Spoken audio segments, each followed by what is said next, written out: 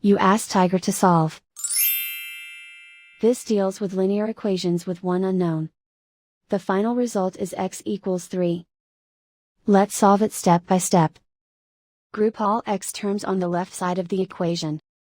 Subtract 8x from both sides.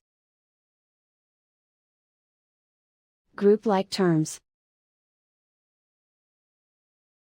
Simplify the arithmetic.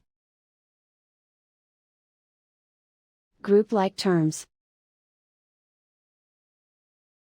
Simplify the arithmetic. Group all constants on the right side of the equation. Subtract 10 from both sides. Simplify the arithmetic.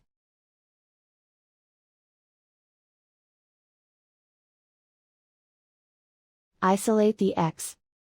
Divide both sides by -7. Cancel out the negatives. Simplify the fraction.